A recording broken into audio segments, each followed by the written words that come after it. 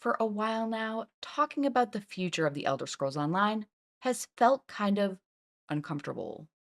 If you try to stay hopeful, you're met with years of built up frustration.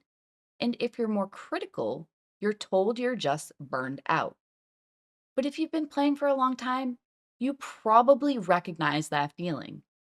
Feedback keeps getting repeated, concerns keep stacking up, and eventually you start wondering if anyone's really listening. So when I sat down to watch the 2026 content reveal, I wasn't looking for big promises, a flashy trailer, or another roadmap full of trust us. And to be clear, there is new content here. But what stood out to me was the philosophy behind it. They acknowledged what hasn't been working, and they were clearer than usual about what they want to do differently. With that in mind, I want to walk through some long standing player complaints that this reveal seems to respond to. Whether this actually turns into meaningful change is something we'll have to wait and see. But the shift towards listening and transparency feels real enough that I think it's worth talking about. For a long time, players have said that ESO's yearly structure feels too predictable. And a big part of that comes from the chapter model itself: fixed development cycles, set expectations, and very little room to react to feedback once something is already in motion. So, instead of locking everything into a single yearly structure, content is being positioned as more flexible, still arriving on a regular basis, but without a single fixed formula for what every release should look like. Solo focused dungeon content is one example. If it doesn't stick the landing, the idea isn't to force it forward anyway. It's to reassess and pivot. That willingness to adjust is new. Of course, it also raises questions. If content is being delivered differently, what happens to older content over time? We already know there's a rollout plan in place, with things like the Dark Brotherhood, Thieves Guild, and Orsinium moving into the base game as soon as Update 49. But this is clearly an ongoing transition, not a one and done change. And it also raises the question of where ESO Plus fits into all of this, which leads directly into the next complaint. One of the most consistent complaints over the years is that monetization can sometimes feel like it's getting in the way of just playing the game. Not because monetization exists, but because it shows up in such a way that it feels like it outshines the value of the things you can earn. This reveal included several changes that directly address some of these long standing Crown Store frustrations. Vampire and werewolf fights will no longer be Crown Store purchases. Mimic stones and outfit tokens are also being removed from the Crown Store. Outfit slots are becoming account wide unlocks, effectively increasing the value of every slot you already own, even though styles themselves will remain character specific. And in the case of ESO Plus, the price isn't changing and subscribers aren't losing access to anything. Instead, new benefits are being added as content access stops being the primary value. That includes an increased furnishing cap, with an even larger bonus for Plus members, though notable homes aren't included for now. An increased transmute crystal cap, and more time to dig up your antiquities. But if ESO Plus stays mostly the same, and more content moves into the base game, that brings us to the next question. What exactly is the Season Pass? Instead of paying to unlock zones or story content, the Season Pass is positioned around an optional reward track. Players earn a new currency called Tome Points by completing weekly and seasonal in game challenges.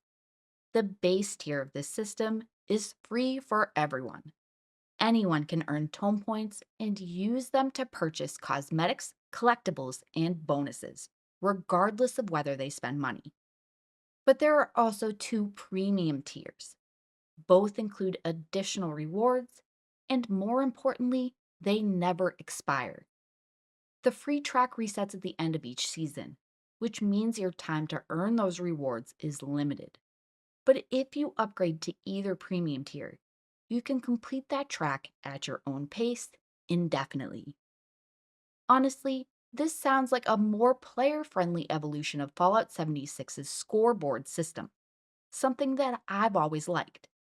And what matters here is the philosophy behind it. Time and effort should matter. The more you play, the more you can earn. This also ties back into ESO Plus. Plus members earn tome points at an accelerated rate. And for every 12 months of subscription time, they'll receive a token that can be used to unlock a top tier Premium Plus season of their choice. One of the biggest benefits of this shift is how much it lowers the barrier for entry. New and returning players are often overwhelmed by what to buy and where to even start. Moving content into the base game removes both cost and complexity.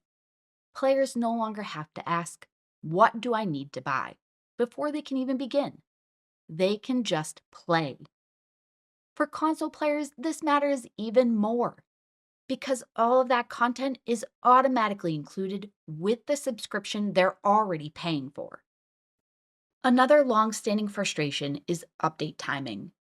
PC and console updates being out of sync has led to spoilers, delayed fixes, and an uneven experience for years. That's why aligning update timelines starting with update 49 is such a big deal. As a console main, this was huge for me, and it's a change I genuinely didn't expect to see. Which brings us to the complaints around game difficulty. For many veteran players, Overland content stopped feeling engaging years ago. And there's been no real way to opt into challenge without jumping straight into the endgame content. At the same time, Overland is where new players learn the game, experience the story, and get comfortable with systems. Raising difficulty across the board would hurt more players than it helps. So the real problem was never difficulty itself. It's a lack of choice. Letting players decide how challenging they want the Overland to be, without forcing that experience on everyone else. This optional Overland difficulty is a first step, an early version of their vision. They want player feedback so they can adjust accordingly. Alongside Overland difficulty, there's also a dedicated path for players who want more challenge and even more earnable rewards. The first event zone comes to the game in April. This includes harder, focused content designed to offer a step up in mechanical difficulty without requiring full endgame commitment. And it's tied directly to a recurring reward system.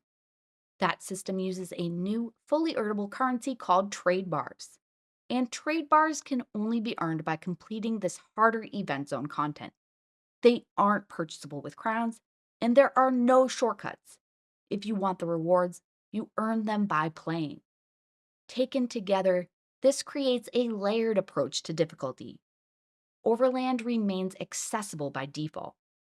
Optional difficulty adds engagement for players who want it, and harder content that offers a clear path to earn rewards through effort, respecting different playstyles without forcing anyone into a version of the game that they didn't ask for.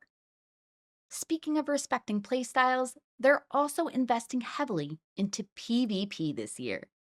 Vengeance work will continue through March with a plan being clearer over time for the future of Cyrodiil.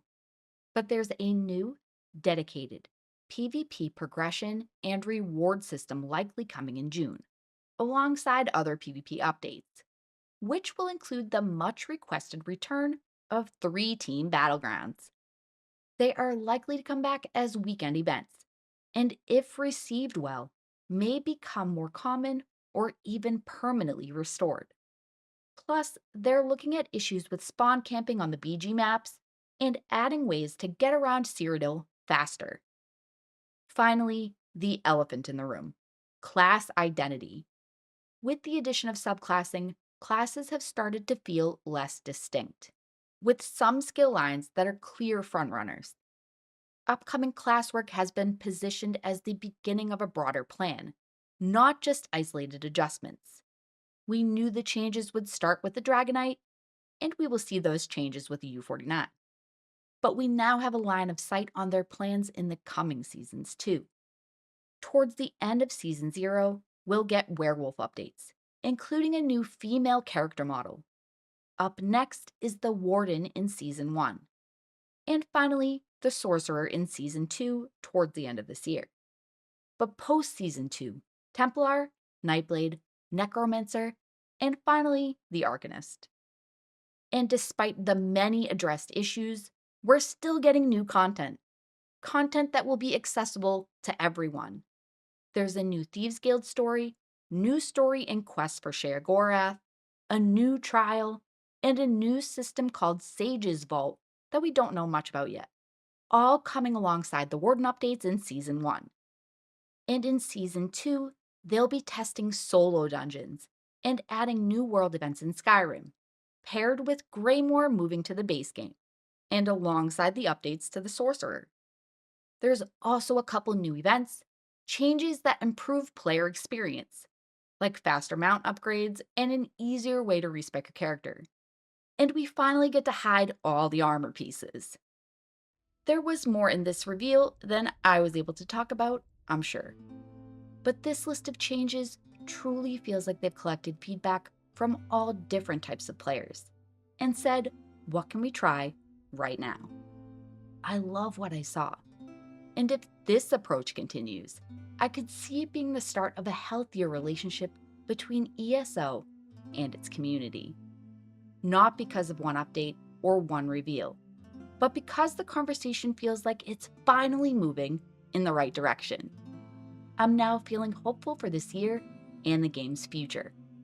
I look forward to seeing how the U49 PTS cycle moves ahead. Remember to share your feedback early and often. Got any burning questions or things you're most excited for?